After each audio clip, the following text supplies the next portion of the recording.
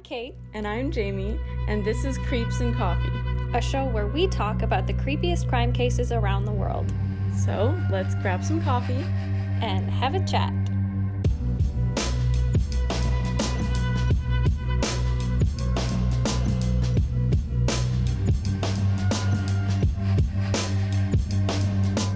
Hello, everyone. Hola. Happy Halloween. Oh my god, happy Halloween. I'm so excited. I feel like we should be in costumes. Well, I'm too late. I'm dressed as you. I picked out that shirt, so. I'm dressed as an Italian person. There you go. There's our costumes. Then. Boom. Boom. Woo. I'm so happy that it's Halloween. I also can't believe that it's Halloween. October has gone by so quickly for me. 2021 has gone by so quickly. True, it's almost 20... I could throw up. But you know what? I'm still processing 2020. I'm still processing 2015, so... Oh. Got a little bit of catching up to do. Anyway, there's not a lot of housekeeping stuff tonight. I think we just kind of want to jump right into it. I'm excited for this episode. Yeah, we kind of just... I think we would just want to get into the spooky, because you have some longer stuff. I do. Right? Yeah, so the plan for today... That'll take time. Tonight, this afternoon, this morning, whenever you're listening, wherever you are in the world. The plan for now is we're going to delve into some creepypastas. You know what? I've never really read any. Like, I knew, like, the Slender Man one. Obviously, we talked about that last week. I knew, like, what's his name? Robert the Doll, Jeff the Killer, like those, like... I will say that I've never actually read any, but I have listened to people on YouTube, like, read them. Like, I listened to Corpse Husband. He used to do some creepypastas, some Reddit stories, and, like, narrate them. So now, for this one, I had to use my eyeballs. The only person I've ever listened to reading creepypastas was Jenna and Julian. Oh, yeah. It was on their podcast, right? Yeah.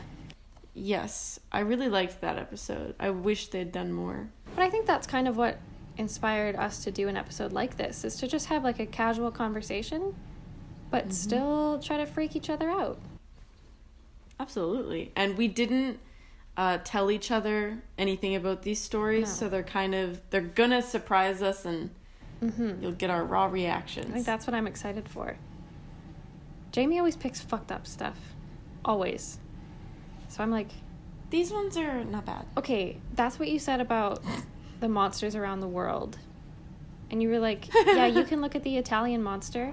I'll look at the titty monster. And the flying head. I tried to keep it tame on that one, too. I have so many ideas. I've learned... I have a dark brain. I have a dark soul. Just discovered this. I discovered it last year in quarantine. Fair. And I was like, oh, my soul is... Well, I guess I'm not really that different. I started the podcast with you, so... I feel like you're more middle ground. Yes. Like, you're not, like, angelic, angel, innocent little Caitlin. As some people would say, I'm not the angel everybody thinks I am. Yeah, but then at the same time, you're also not like, let's listen to Screamo and get baseball bats and smash windows. No, I'm more like, let's date the baseball player. Yeah. I'm excited, though. I think these stories are going to be good. I really like the ones that I chose. So I did 3. James did 4. I did 4 relatively short ones because I'm not good at speaking or, like, following a script. I'd like to think, because I'm not good at, like, breath control and stuff. I just want to read it and get it all over with. So I'm like, but that's not good storytelling. No, not ideal, especially for people listening mostly to voices. Exactly. I think it's getting better, though, with working at the escape room, because I have to read off, like, a script, like, you are now entering blah blah's tomb. You are explorers at the blah blah blah. And I love that. It sounds so fake, but yeah. It is what it is. I'm getting paid, so. Exactly. I'm going to go first. And mine is a very, very short one. It's like literally 3 sentences. It's like a warm-up. It's like an appetizer for all of Caitlin's good ones.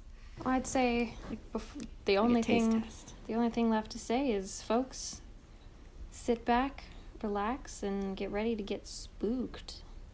And happy Halloween! Mm-hmm.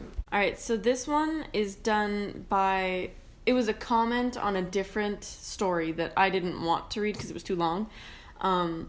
But somebody commented in response, someone named Reaper SC. It just said, "This story reminds me of a local legend about a guy who wrecked his car and then drowned. Supposedly, if you light a lighter and tell him that it's his, you can hear him running through the water towards you. I always found that unsettling." And that's it. That's the end of that. But I was thinking about it, and I'm like, how creepy would that be? To be in the dark, like with only a lighter, and just hearing someone running towards you in the water. That makes me feel physically ill. Like, that's something from a scary movie. I hate it. Here's some insight on me. I hate the water, terrified of it, and I hate the dark. So the thought of being in the dark and hearing someone running through the water makes me want to die. Right? And it reminds me, honestly, of something like from Insidious, where, like, you hear, like, footsteps running towards you, and then there's just, like, nothing at the end, and it's almost like, it's like a jump scare without the jump. You're, like, waiting for the jump scare to happen. Yeah. And that's worse. The jump scare without the jump. Worse. Yes. Because, like, you have that build-up, and you don't get... I was going to make a sex joke. Yeah, I was like, where's she going with this? Sorry, Tammy. It's just creepy. I hate so much about that. So that was my really short one. The rest are longer than that one, so they're better, I promise. Well, the thought of running and the sound of running footsteps ties nicely into the story that I have. Ooh. So the first story that we're going to delve into, it's called The Back Rooms. Oh, so... that just and sounds that's creepy. It. We're done. Mission accomplished. Thanks for listening. That's scary. So I can't find the author of this post, but it was from a board on 4chan. Here we go. It was approximately 12:15 when I entered the Johnson County Community Health Clinic. I was there for an appointment I had set up weeks ago, just a routine checkup. It wasn't a new place for me. I had been there a couple of times before. However, the place had an odd nostalgic feel to it, as if it were a location from my childhood or something, and I could never pinpoint exactly what this feeling was or where it came from. As I walked in, an overwhelming feeling of déjà vu swept over me. The hum of the flickering fluorescent lights, the white tile flooring, the muted beige paint that covered the walls. I noticed that there was a TV mounted in the corner, a smaller flat screen that was playing a short PowerPoint slideshow on loop of ads and events that were being held by the clinic. I passed the empty waiting area, a small area of the main room with magazines, children's playthings, and blue cushioned chairs, and approached the woman at the front desk. She was sitting in her bluish-gray office chair, looking at a spreadsheet on the same Windows XP desktop they've had since 2008. There was a sign-in sheet on the counter in front of me. "I have an appointment with Dr. Pebbins?" I asked. "What time?" 12:30, I replied. She began typing something into her keyboard. "Ah, yes," she responded. "Gary Johnston?" "Mm-hmm." "Yes, I'll tell the doctor. Please fill this out." She handed me a clipboard which held a simple fill-out form. I walked back to the waiting area, took a seat, and began to fill out the form. I was about halfway done with filling in my information when I slumped back in my chair. I hadn't gotten much sleep the night prior, and I was exhausted. As I slumped back, I noticed something very peculiar. My head never hit the wall. In fact, it felt like it went in. I got up quite frightened and looked at the wall. Nothing. Not a single hole or dent had been made in the wall by my head. So I reached to touch the wall, and my fingers went through it. I recoiled in shock. What the hell was that? I thought, as I reached to touch the wall again, only to find my fingers clipped through once more. Then, suddenly, I lost my balance, tripped, and fell directly through the wall. I fell face first onto some dirty tan carpeting. Upon getting back up, I realized that I was in a completely different room. Well, not really a room per se, more so a set of rooms, all of which connected by openings. The walls were covered in gross tan-patterned wallpaper. There was also an overwhelming stench of moist carpet.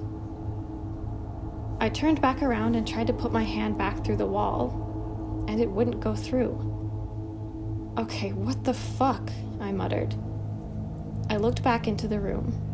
There were no windows, no doors, nothing on the walls, other than that disgusting wallpaper. It was completely empty, aside from a singular plastic blue school chair. At this point, the only thing going through my mind was fear and the repeating thought of, I need to leave, on a loop in my head. I started running through the rooms, desperately trying to find an exit, but to no avail. There was no exit. Was this my permanent location until I died? No, there had to be a way out. I wasn't just going to be left here, right? Eventually someone would notice that I was gone. But nobody did. Then, in the distance, I heard footsteps. But not those of a human's. At least, not a normal human. Alongside the footsteps was a gurgling snarl, like that of an angry animal. I began to run. I ran as fast as I could from whatever the hell was approaching me. I didn't want anything to do with it. I ran for what seemed like forever, but I was always back in the same room I started in. At least it looked like the same room. Not that I could tell them apart. So I sat down, defeated. A feeling of dread filled my body as I started to cry. I was going to die here. I'm still there. I haven't left. I've accepted my fate. In fact, I can actually hear the footsteps. I wonder who that is. The end. Huh. I dislike that. Yeah? That reminds me, there's like a video game like that where you're like in a maze of hallways that all look the exact same and you're trying to escape because there's somebody who's chasing you. And I don't like it at all. And also, I didn't like how like eerily familiar the beginning was, like with the description of the rooms and stuff, because I'm like, I feel like I've been there. Mm-hmm. Like that feels like a nostalgic creepy, like, yeah. Like what are those called? Liminal spaces? Yeah. That's what it feels like. We could do a whole episode on those. Oh, those are absolutely scary. We could. Oh, see, I don't like... I thought that one was pretty good. I wonder what was making the steps. I don't want to know. Maybe it's even creepier that you don't know. I think so, and I think that's what I like about it, is that it's all up to the imagination. Kind of like we were talking about with the, like, running and not, like, having any jump scare. It's like running without having any actual knowledge on what's coming at you. And I have a strong imagination, so that's not good. Yes, you really do. Yes, I can hear a noise.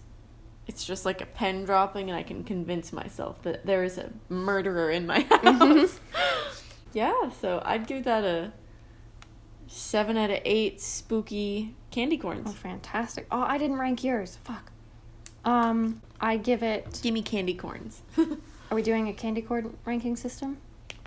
Yeah. I give it a 6.5 candy corns. I'm surprised you didn't give it a 3. I think it's because of the water. It got me quite good. Take it. Could have been longer, could have been more detailed, but I think the lack of detail added to the effect. I knew my audience. Exactly. So 6.5 candy corns for the first one. What'd you say, 7 out of 8? Yeah. Okay, I'll take it. I don't know why I chose 8. I'll take it. We could choose out of 10, but... Nah. Why would we do that? When have we ever used a normal ranking system? True. Out of 2.5, I give it a 1.79. Yeah. It makes sense. That's nice. Yeah. All right, is it my turn? Mm-hmm. Okay. So, I'll do actually my longest one now because I personally found it was actually the least scary. I'll be the judge of that. Yeah. It's kind of, I don't know if it's true, but it was put under the true crime slash like real creepypasta. Oh, perfect. However, I reworded it because this is why I thought it was like believable. It just sounded like someone was typing an email or a text to a friend to explain the situation. It doesn't feel like a story that was thought out and planned. Right, like it just feels like a train of thought almost. Yeah, so I had to change the like structure to make it make sense, but that's also why I was like, I kind of believe this person. Like, this is scary. I'm already nervous. All right, yeah. So this one is by Sauron21327. Currently live in a rental house in Houston, Texas. I am single and live alone. I've lived in my house for 6 years, and something crazy happened recently in my home. I didn't know the history of the rental before moving in, but something sinister happened 10 years ago, so say the police. Red flag number 1. Exactly. Every night at 1 a.m., I would hear really loud drum sounds coming from underneath my house. Red flag number 2. I would always wake up and check my clock, and it was always at 1 a.m. The drums would stop every 2 minutes, and then I would hear footsteps and chanting, followed by awful screams. See, I wouldn't stick around to find out what that was. No. After everything stopped, it was like it never happened. And this happened a couple times, apparently. Like, a couple times in a row. And so I've had enough of this and called the cops, finally. It turns out I had a basement I didn't know about. Red flag number 3. No. And a secret cult was living and hiding under there. Turns out there was 8 of them in total, and they were all arrested for breaking and entering. The police found out that they lived there 10 years ago, and they killed the people who lived there before her. I still live there now, but I'm planning to leave. I'll give updates if anything happens. The incident happened 2 weeks ago. Stay safe. And that was the last update. So I'm like, dude, are you alive? I don't like that. I don't like it at all. Yeah. We've talked about cults. We talked about the Freemasons. Hey, guys. Mm-hmm. Cults are so unsettling to me. Secrets. Especially when they're in your basement. Well, yeah, that adds a new level to it, for sure. That also... Here's a weird fear of mine. I'm really opening up. You let it out. All those stories of people that have people living in their house or like living in their attic. I think they're called setters. Live in your house without you knowing. Oh, squatters? Squatters. Fuck me. Sitters? I was like, babysitters? I don't know. That's a huge fear of mine because I'm more afraid of people than anything supernatural. That's not to say to any supernatural being that's listening that I want anything to do with you. I just don't like interactions with things or people. Agreed. And it's like, it's one thing if you're in an apartment building and you hear drums and yelling because it's like, all right, you're having a good Friday night. But it's a completely other thing when you live alone in a house and you're hearing noise from a place you didn't know. Like, she didn't even know she had a basement. So it's like, that would be scary. I wouldn't be living there anymore. No. I don't know how completely true it is, but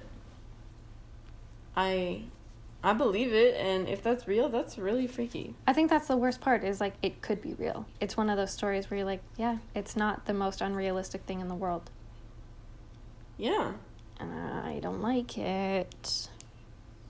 It's like one of those found footage movies. So, that was my longest one, believe it or not. Oh my god. Strap in, folks. Because we're going to talk about a lady named Enora Petrova now. I'll put on my seatbelt. Click. So I got this story from a Twitter page. Twitter user One Page Wonder got this from the Wayback Machine. I love that website. I've never heard of it. They, like, archive everything on the internet pretty much, and you can, like, put in a date and, like, look at old websites and stuff.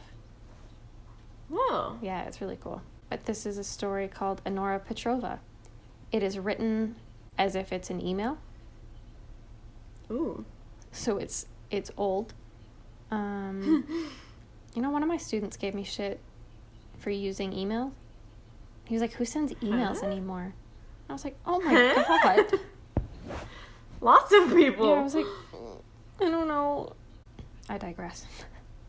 So the subject of this email is Bree. Please read this. All caps. Bree, don't delete this. I know you hate me, but we were best friends once, and I need you to read this. I think I'm in serious trouble, and there's nothing you can do, but I need you to read this so you understand. I know we haven't talked since sectionals. It's been forever, but what happened to you wasn't my fault. At least, it wasn't entirely my fault. I know everyone thinks it was, but I would never do anything to hurt you. This is going to sound crazy, but I need to tell you this so that someone knows. It started when we were in the 8th grade. It was the night before the Crystal Classic competition. I was at home and I couldn't sleep because I was so nervous about competing. Well, I got on the computer, just sort of surfing the web and stuff, but I couldn't concentrate on anything. I was just sitting there, so I Googled myself. I never should have done that, Bree. At first, it was all the usual stuff you find when you Google yourself.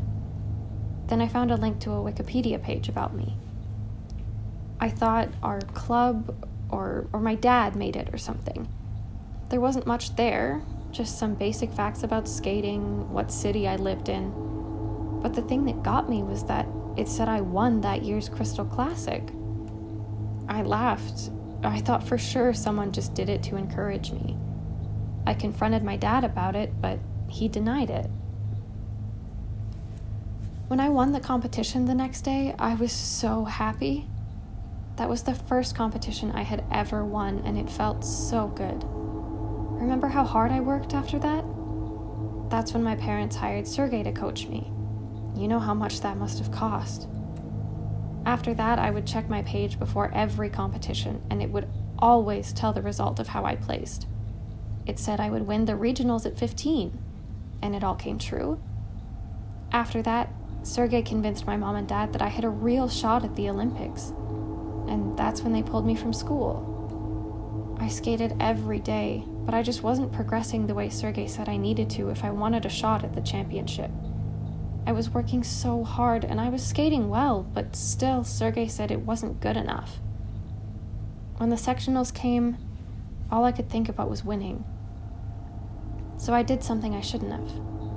Everyone was saying that you were the favorite, and I felt like I had already lost the competition, so I made a Wikipedia account and tried to update my page to say that I was the winner.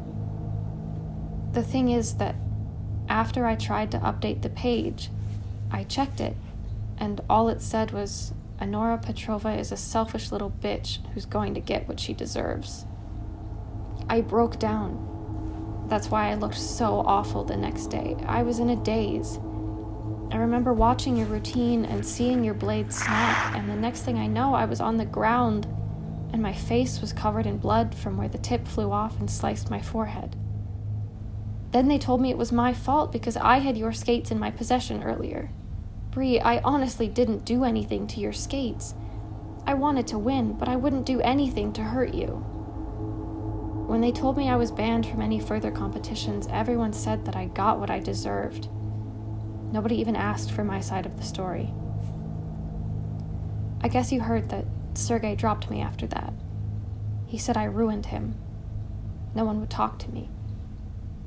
Do you know what it's like to be ostracized by everyone? I couldn't even get ice time. And then the page got worse.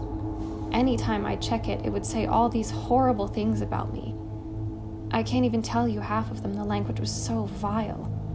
I'd cry every time I read it, but I couldn't stop checking it. I knew I had to do something, so I made a complaint to Wikipedia. I even tried calling them, but no one there claimed to know anything about the page. I was home alone that Friday night, and I decided to check it to see if it had been taken down. The page was still there, only this time it said, "Enora Petrova is a pathetic little orphan." I freaked. I kept calling my parents to warn them, but every time I'd call, all I would hear was this horrible laughter on the other end. I must have called them 100 times until I couldn't take the sound of the laughing anymore. After the accident, the police gave me their phones, and there wasn't any record of my calls that night. I was so devastated. Before that, I was so busy training all day and doing homeschool, I never realized just how alone I had been the whole time. I know you tried to reach out, but I was so depressed and angry, I just shut everything out. Once I turned 18 and got the settlement money from the court, I came to Switzerland. I got to reinvent myself. My skating really took off. It hasn't even been a year, and I feel like everything that happened was so long ago. That's why I shouldn't have done it, Brie. I'm writing you now from an old hotel outside of Prague.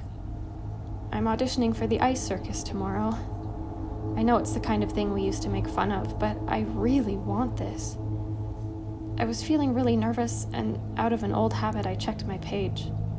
It's so hard to say this, but when I checked the page to see if I'd get the job tomorrow, all it says is Enora Petrova died friendless and alone, and it has today's date listed as the date of my death. I'm sobbing so hard I can barely type this, but I wanted you to know the truth. Please believe me, Brie.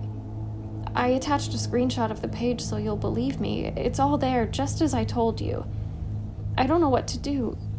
I don't know anyone here, and nobody speaks English. I keep refreshing the page. God, it's been forever. I keep refreshing, but it still hasn't changed. I'm waiting for midnight. I don't know what to do, so I locked myself in my room. There's only a few minutes to midnight now. All I can do is refresh the page. I'm exhausted, but I can't stop. I'm afraid to leave the computer until I know what happens next. That's it? That's it, bitch. Oh my god. Did you enjoy the dramatic reading? Yeah, your acting skills came out there. Meanwhile, I'm here like, there's a cult. And you're like, in 1967, a ghost, blah, blah, blah. That was good. I was prepared to completely zone out and be bored, but it captured my attention. I'll take it. Yeah, that would be unnerving. As someone who's Googled herself before, I Google myself all the time. It's weird, right? Mm-hmm. You know what I like to Google, though? I like Googling creeps and coffee, because then you see our picture, our logo, like it's the exciting link to our website, and I'm like, ah! As long as there's no fucking Wikipedia pages about us, I think we're good. Do we have a Wikipedia? Don't look!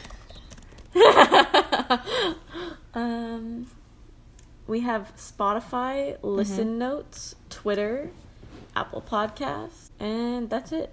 Thank God. We're in the clear for now. Oh, Jesus. I wouldn't click it if we did have one, just... I don't know if I believe that. Me neither. Yeah. I thought that was pretty good. At first I was like, is this like I, Tanya? Right? I was like, ugh. But she sabotaged. Then I was like, oh, no, she didn't. No, she got hit in the forehead. I like it. Let's give it a... Fuck, I didn't rate yours. Oh my God. Oh. I'll give it 6.9 out of 8 candy corns. 69. Hell yeah. Yeah, what'd you think of the cult? The cult, I give... Give it a 5. It's okay. I don't mind. I'm thinking like a 5.6. So we could round it up to a 6. I'm going to give it a 4. I was like, well, that was rude. No, I'll do a 5.6 out of 8 candy corns. Thank you. Because it could be rounded up to 6 if we're doing whole numbers. Like I'm almost to a 6. Yeah. But not quite there. You know what I mean? And you gave me a 69. So. Yeah. If you don't get that reference, you're probably my parents. Thank God. And I will not be explaining it. They get it. If not, go check Urban Dictionary. I don't know which one I want to do next. I feel like there's one that's good, but I feel like it's more common. Okay. So I'm like, do Do that one first and then go out with a bang. Okay, so this one's called The Portraits. Ooh. By Eat Books. Do you know it? No. The portrait story? Okay. Okay, gotta channel my inner Caitlin then. There was a hunter in the woods who, after a long day of hunting, it was getting dark, and having lost his bearings, he decided to head in one direction until he was clear of the increasingly oppressive foliage. After what seemed like hours, he came across a cabin in a small clearing. Realizing how dark it had grown, he decided to see if he could stay there for the night. He approached and went to knock on the door, but found it ajar. Nobody was inside. The hunter flopped down on the single bed, deciding to explain himself to the owner in the morning. As he looked around the inside of the cabin, he was surprised to see the walls adorned by several portraits, all painted in incredible detail. Without exception, they appeared to be staring down at him, their features twisted into looks of hatred and malice. Staring back, he grew increasingly uncomfortable. Making a concerted effort to ignore the many hateful faces, he turned to face the wall, and exhausted, he fell into a restless sleep. The next morning, the hunter awoke. He turned, blinking in unexpected sunlight. Looking up, he discovered that the cabin had no portraits, only windows.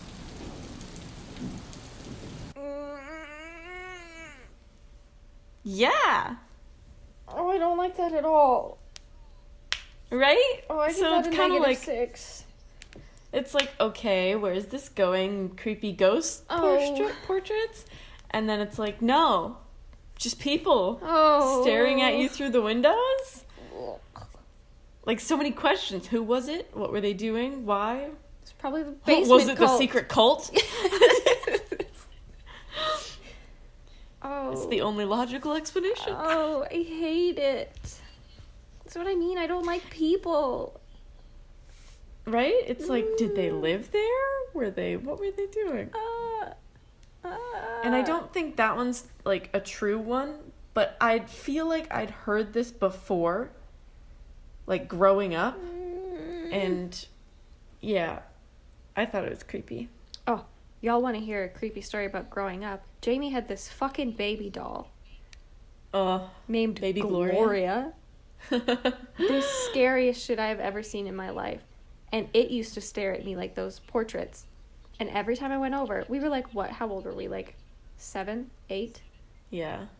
It used to stare at me, and she would purposely put it on the shelf every time I came over. It was just smiling. It was It cute. was a demon. I think we still have it somewhere. Oh, if you I'm going to bring here, it with me when we're roommates. I'm burning it. That probably won't do anything. Toy. She'll probably be fine. Like Annabelle. 15 years I've been scared of this doll. There's no end Noted. in sight. No, Jesus. It's good to know. No. Gloria. Also, I'm sorry. I'm going to shit on you a little bit. What 8-year-old is like, yeah, I'm going to name this doll Gloria? I honestly don't know. I don't know why I said that or It's where I got that because the demon name. had a name already, and you knew. This is Beelzebub. Why'd you name your doll that? because it told me its name was Beelzebub. When it woke me up at 3 a.m.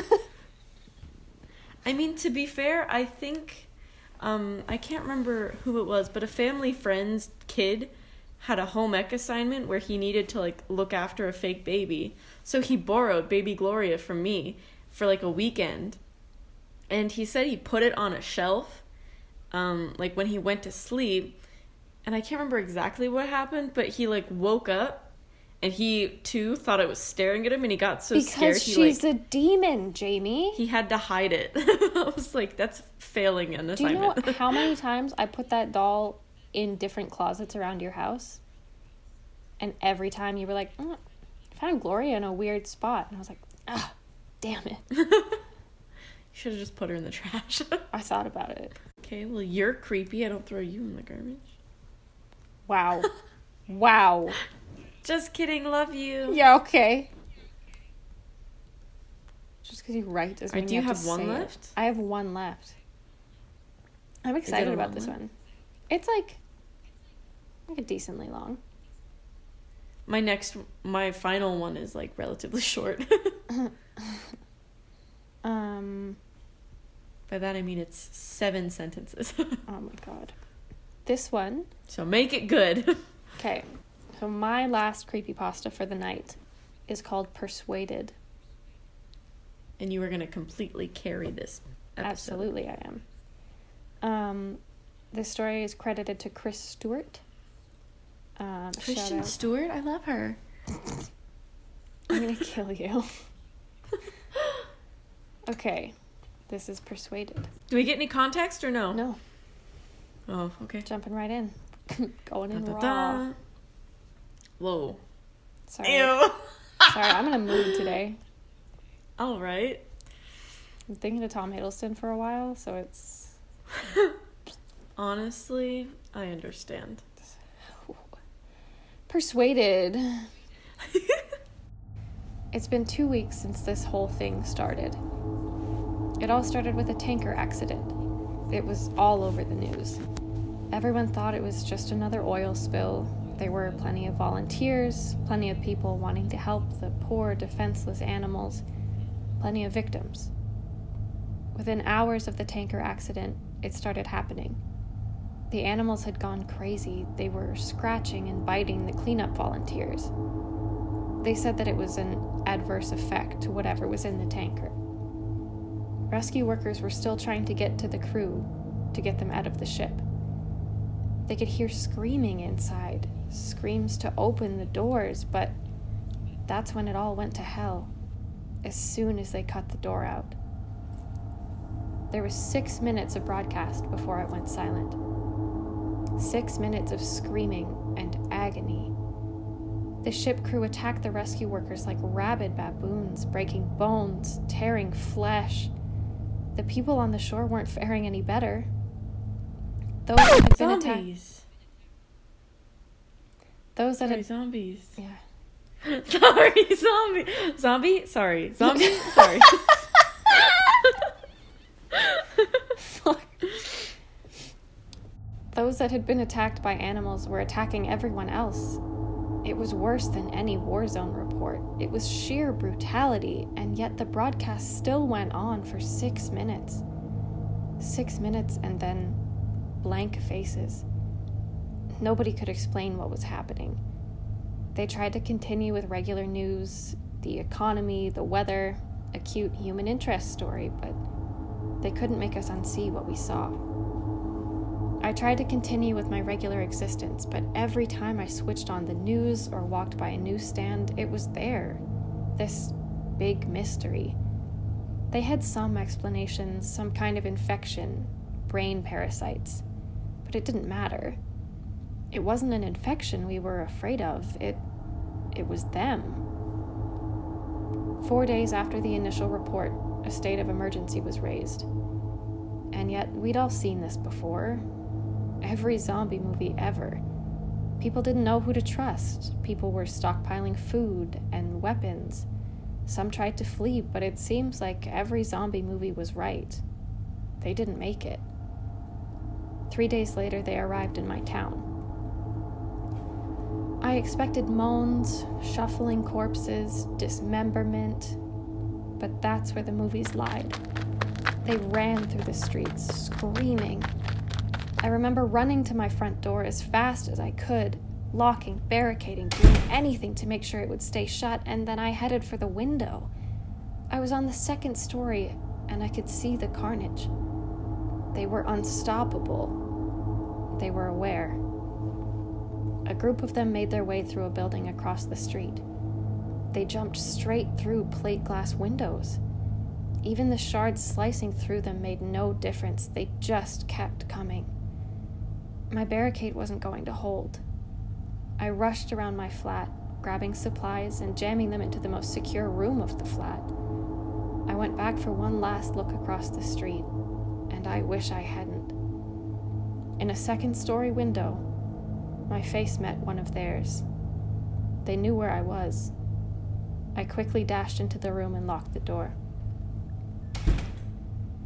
I don't have any kind of panic room or a secure basement, so the safest place I could think of was my bathroom. No windows, one door with a lock. I had filled my sink and bathtub full of water so I could stay for a while. So I sat there, in the dark room, with the distant screams in my ears. I began to feel like I may have overreacted. It had been 2 hours and no sign of them. It actually got quieter, and I thought they had moved on. Maybe I could leave the room, get to the kitchen, grab more food to wait it out. A crash came from the front door. The sound of someone running full force into the door and knocking down the barrier behind it. There were a couple more crashes before I knew they were inside. Rapid footsteps moving around the flat, a couple screams, and then a bang on the wall beside me. My eyes were open to their widest, even in the pitch-black darkness of the room. Another bang, and another. They knew I was there, and they knew I was scared. This was the zombie nightmare I had been expecting from the start. I had nowhere to run. There was only so much time before they would break in. I sat with my back to the door, hoping my extra weight would make it harder for them to get in. And then it got worse. "Why don't you open the door?" A voice on the opposite side of the door. No screams or moans, just a quiet, whispery voice. And then more of them. "We've come for you. You'll be happier if you open the door. It's not so bad." The whispery voices became a cacophony of noise trying to persuade me, to break me, to fool me. I had heard that the moaning of zombies would drive people insane, but this was worse, a siren call. I sat in the darkness and hoped and prayed that they'd get bored. But they don't get bored, and they don't leave. I managed to use the mirror to peek under the door, only to be greeted by horrible, unblinking eyes, blood-smeared faces, screams, and more horrible whispers. That was 2 days ago. I don't know what to do anymore. Maybe it won't be so bad. The end. First of all, that was so scary. I thought you'd like that hated one. That. See, I know my audience. Like, zombie stuff, scary. Like, speaking of, I'm struggling to watch Train to Busan, or whatever it's called. Great film. It's a zombie movie. I've been trying to watch it for a week, because it's so scary, and I can only watch it before bed, because I don't have time. Yeah. And I'm like, I am having nightmares. That is like something from a nightmare that I've had. Stuck in a room, no escape, surrounded by zombies. Yeah. Like, no. And you are such a good actor, by the way. I was like on the edge of my seat. Thank you very much. You know what it reminded me of? What? That movie 28 Days Later. Oh, okay. Where the zombies are fucking running. Okay. I think we've probably gone off on that spiel. No. Running zombies? God bless you. Running zombies are a no from me. if they're like walking and stupid, I'm totally fine to be in a zombie apocalypse. Mm-hmm. But if they can run or jump or think, no, I'm dead. Here's my thing. That's scary. First of all, I watched that film on a date. The guy I was dating was like, yeah, it's my favorite movie. That should have been red flag number 1. Second of all, I will never understand people who are like, yeah, I could survive a zombie apocalypse. Why would you want to? There's nothing. What is the point? Right? There's like no quality of life. No, you're constantly on edge. Everyone you love is dead.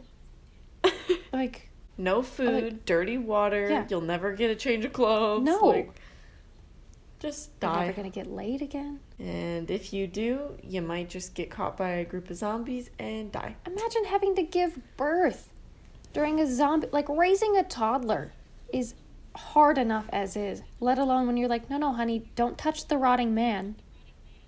Nah, throw the child out the window. Fucking throw yourself out the window. Save yourself some time. Like, I was like squealing when you were saying that. That gets a full 8 out of 8 candy corns. Yes! That was scary. Yes. Hey, you didn't rate mine. What was the portrait one? Yes, I gave it a -6. Because I was so uncomfortable. So I give that, like, realistically, 7.5. I was going to say, well, that's not great. No, I loved it. I give it a 7.5 out of 8 candy corns. That was my favorite story, I think. I hated it, and I'm going to need to watch something so that I don't have nightmares tonight. But as long as you're not watching Train to Busan. It's literally sitting here on my tabs. It's on Tubi or Tubi. Tubi, yes. I leave the tab open, but I'm like, I'm not going to go back to that right now. I'll watch it eventually. Yeah. At some point in the next couple days, I'll finish it. I was just going to say the actor is hot in it, but anyway. Is it Tom Hiddleston? No, but you are correct. Loki. Oh. So, I watched Crimson Peak the other day. Wow. What is that about? It's a horror film. Oh. It's, first of all, Tom Hiddleston aside, it's a fantastic movie. Jessica Chastain's in it. The girl who played, I don't know her name, the girl who played Alice in Alice in Wonderland. Oh, okay. Mm-hmm. Oh, that does look creepy. It's very well done. Tom Hiddleston really, really got me in that one. There's a great shot of his butt during a sex scene, and I was like, oh God, okay. Oh, this looks weird. It looks like Victorian. Yeah, this will be my last comment about Tom Hiddleston, I promise. There's a part where he's like trying to convince the main character to like go to this ball with him or whatever.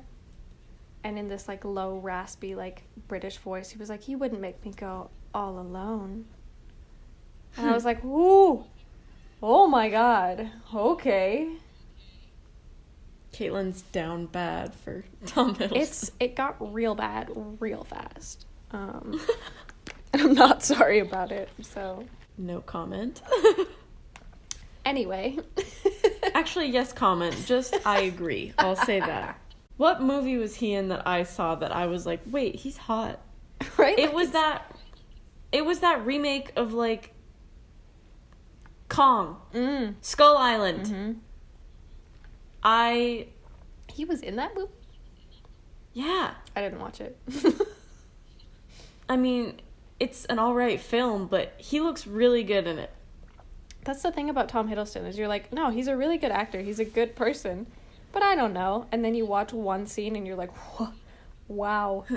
He's fine. Yeah, so you should watch it just because he looks nice. And I think he's the love interest. I think that's why. Oh, incredible. You're like, so I know what I'm doing after like, this. yeah. Can we wrap this up? Sorry. Yeah. Okay, yeah. Alright, so my final one is another super short one. Mm-hmm. I found it from T. Batwork. Love that. And it's just called Father, I Had a Bad Dream. Oh. Thanks. I already hate it. So I'm going to do a couple of pauses to let the information sink in. Mm-hmm. Pause for dramatic So when you effect. think it's over, okay. It's not over. Okay. I'll tell you when it's over. Okay.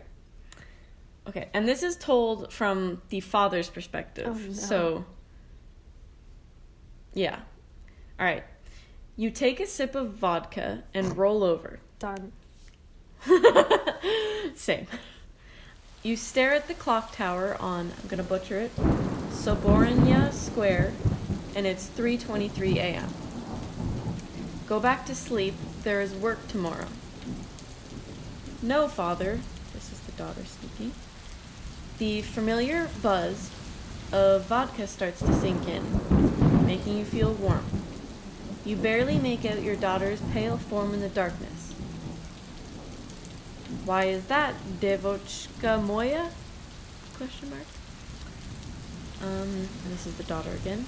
Because in my dream, when I was about to go back to sleep, the thing wearing mom's skin sat up. You pause, and you face your daughter and look at her intensely. The figure behind you begins to stir. Don't talk that way about your brother. It's not his fault we have no money for coats. Such is life in Moscow. Now it's done. Oh, hold on. Couple of turns. In the words of John Mulaney, we don't have time to unpack all of that. Right? I give that a 7.5. 7. Yeah, it's pretty short. Yes. But I read the Americanized version of it first, and it just ended with you pause and look at your daughter, and you feel the figure behind you sit up. And then I scrolled down and seen this Russian version where they added the part with "Don't talk about your brother," and I'm like, that's my favorite thing, is that she's like, "Dad, the thing again." He's like, "That's That's Sergey. your brother wearing your dead mother's Yeah. skin. Don't Naturally. talk trash." And I just thought that was so freaky because there's like 3 different plot twists in it. There's a lot to process. Like when I read it, I had to be like, wait. Oh, wait. Oh, wait. Oh. Yeah, I'm like, hold on. I was hooked from the vodka. Mm-hmm. It's called alcoholism, but yeah. Yeah, that's fine. We're gonna move on. Okay. That one makes me feel weird because, like, it's also kind of a thing that, like, obviously it wouldn't happen, but, like, it could. Mm-hmm. We've all seen The Revenant. Like, it's It not wasn't. a ghost story, so. No. And Russia is fucking terrifying. And So- cold. Yes. So, Do what you gotta do, I guess. Just don't murder people. Yeah. And that's all I have. well, I have exhausted my theatrical abilities for the night. I felt good Your about the stories, though. performances were beautiful. Thank you. If you would like to tip me, my PayPal. No. But if anyone else wants to tip you, yeah, leave your link for your PayPal in the bio.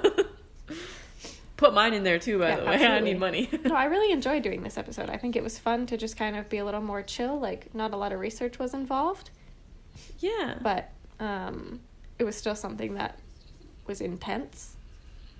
Mm-hmm. I liked Halloween special. Yeah, I liked getting your reaction to the zombie one. I muted myself a couple times. I was like freaking out, but I didn't want to interrupt your flow, so you were being like blah blah blah blah blah, and I muted myself, and you'll hear it when you go to edit. You'll hear me going I just like the zombies. Oh, zombies. Well, from us here at Creeps and Coffee, we are happy to have you on this lovely Halloween night. We hope you are having some spooky fun, but not too much spook and not too much fun. There's still COVID, people. Yep. No. I have loved... Go to an escape room, eat candy. If you do drugs, do them safely. Exactly. And, happy Halloween! Happy Halloween!